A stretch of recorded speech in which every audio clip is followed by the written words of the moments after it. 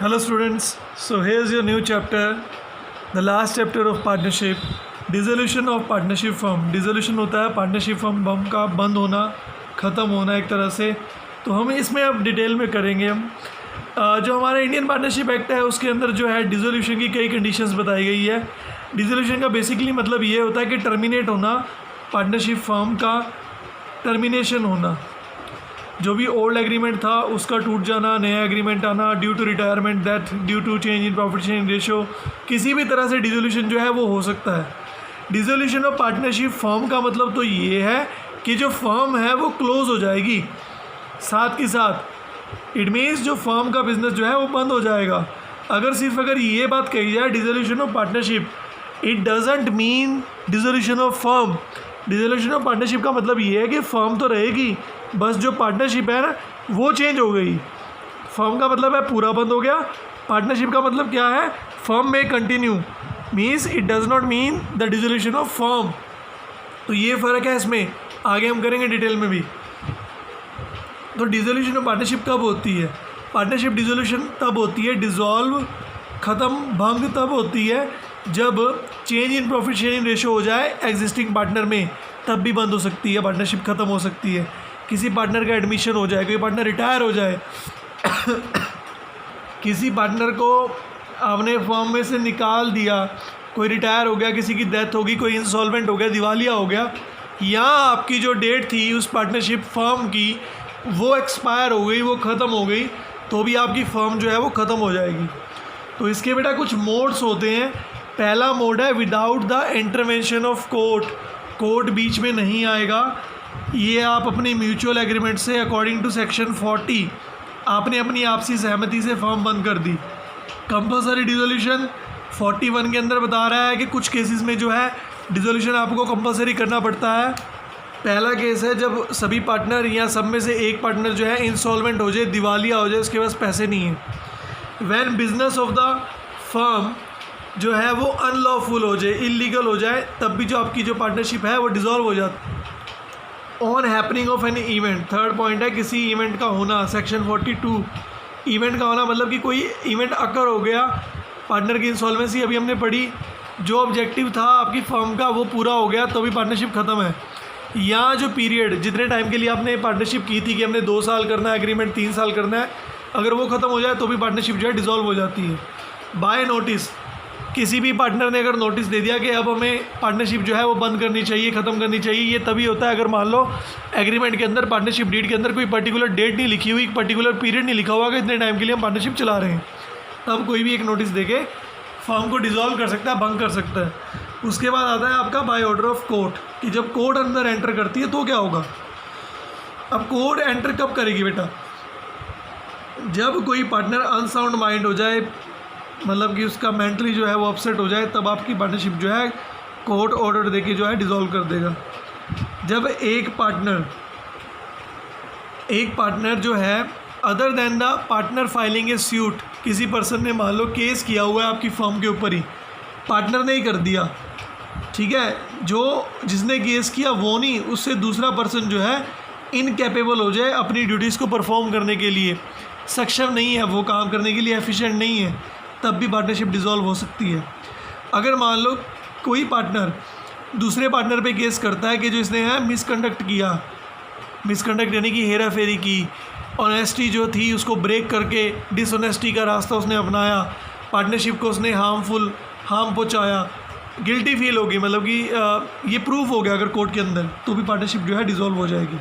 उसके अलावा जब एक partner other than the partner filing A suit, एक अलग पार्टनर जो केस नहीं कर रहा उससे अलग विलफुली अपनी इच्छा से जो है कॉन्टैक्ट को तोड़ देता है, जो भी एग्रीमेंट हुआ था उसको ब्रीच कर देता है, भंग कर देता है, तोड़ देता है। जब एक partner other than the partner filing A suit, same वही लाइन है, कोई अदर पार्टनर जो केस कर रहा है उससे अलग, अगर वो अपना इंटरेस्ट जो है थर्ड पार्टी को ट्रांसफ़र कर देता है। जब कोर्ट को लगता है कि फर्म जो है अब लॉस में चलेगी तो बंद करवा दो, जब कोर्ट जो है सेटिस्फाई होता है कि जो डिसोल्यूशन है ना वो इक्विटेबल है, यानी कि सबके लिए ठीक है, तब भी जो है कोर्ट ऑर्डर दे सकता है।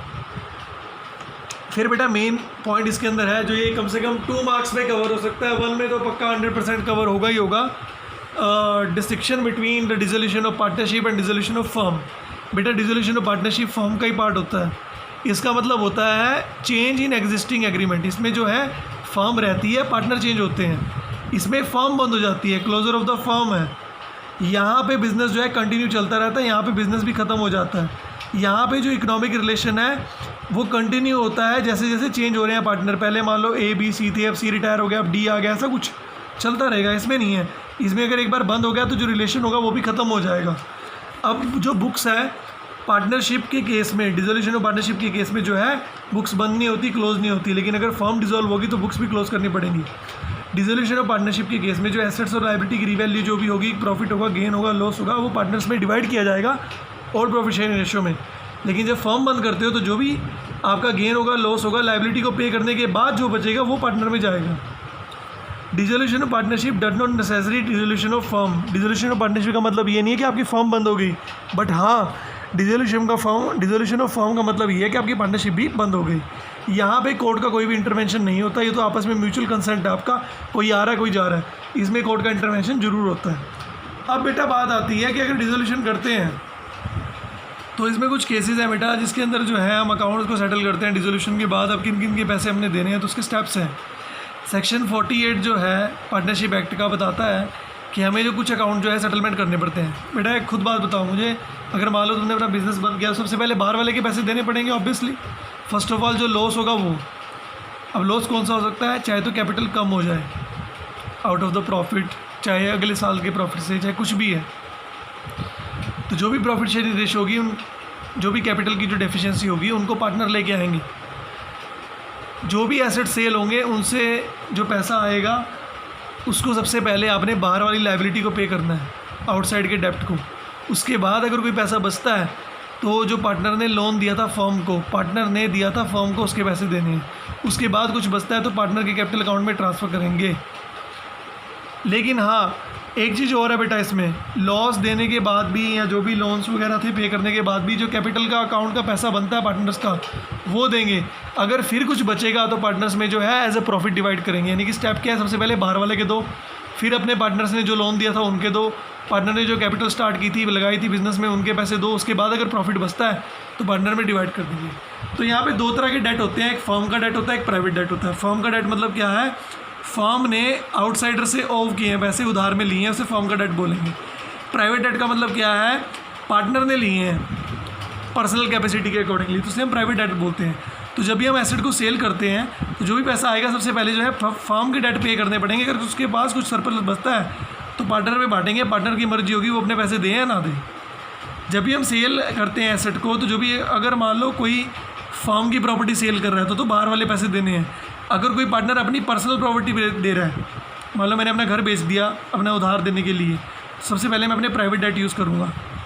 अगर फर्म की प्रॉपर्टी बेचनी है तो फर्म का, अगर प्राइवेट बेचनी है तो प्राइवेट का। अगर उसके बाद कुछ बचता है तो हम फर्म की प्रॉपर्टी पे करेंगे, फर्म के डेट्स पे करेंगे। ठीक है, सिंपल केस है। कोई क्वेरी होगी तो मेरे से ज़रूर पूछना। तो बेटा फर्म के डेट जो है उसका मतलब ये है कि फर्म ने आउटसाइडर को देने हैं। प्राइवेट डेट का मतलब क्या है कि पार्टनर ने पर्सनल कैपेसिटी से जो लोन दिया था वो पार्टनर पे करेगा। अब लाइबल यहाँ पे फर्म है, यहाँ पे फर्म का मतलब क्या है, सभी पार्टनर। यहाँ प्राइवेट का मतलब क्या है, जो पार्टनर ने लोन लिया था वही लाइबल है। अब फर्म की प्रॉपर्टी क्या बेच सकते हैं, यस, फर्म के डेट्स को पे करने के लिए फर्म की प्रॉपर्टी बेच सकते हैं, लेकिन पार्टनर के डेट को पे करने के लिए फर्म की प्रॉपर्टी नहीं कर सकते। प्राइवेट प्रॉपर्टी, यस बेटा, फर्म के डेट को पे करने के लिए प्राइवेट प्रॉपर्टी बेच सकते हैं, और प्राइवेट डेट को पे करने के लिए तो ऑब्वियसली प्राइवेट प्रॉपर्टी देंगे। कहने का मतलब ये है कि जो प्राइवेट होती है प्रॉपर्टी वो फर्म में भी दे सकते हैं और प्राइवेट में भी दे सकते हैं। जो फर्म की प्रॉपर्टी है वो सिर्फ फर्म में देते हैं। अगर मान लो कुछ बचता है तो हम प्राइवेट डेट के लिए दे सकते हैं, जैसे अभी हमने स्टेप पढ़ा वही। तो 4 तरह के अकाउंट इसमें बनते हैं इंपॉर्टेंट। एक होता है रियलाइजेशन अकाउंट, एसेट्स को सेल करके जो बचेगा उससे हम लायबिलिटी की पेमेंट करेंगे, जो भी जिसके पैसे देने हैं तो उससे हम रियलाइजेशन अकाउंट बनाते हैं। दूसरा बनता है पार्टनर का लोन अकाउंट, किसी पार्टनर ने अगर फर्म को लोन दिया है तो वो अकाउंट बनेगा। तीसरा पार्टनर का कैपिटल अकाउंट, जो भी पार्टनर का कैपिटल का पैसा बनता है वो देना है। और लास्ट बनता है कैश एंड बैंक अकाउंट, कि हमारे पास कितना कैश जो है सरप्लस में है, कितना डेफिशिएंसी में है।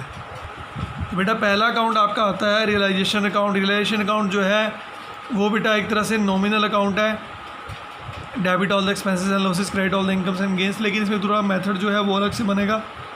सबसे पहले हमने इसकी जनरल एंट्रीज करनी है। For closing asset realisation account debit to asset, एक एंट्री तो ये होगी। जितने भी एसेट्स होंगे उन सबको हमने डेबिट साइड में लिखना है अकाउंट के अंदर।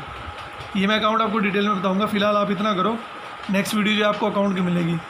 अगर कोई इसमें क्वेरी आती है, कोई प्रॉब्लम होती है तो बेटा ज़रूर बताना मुझे। Thank you so much.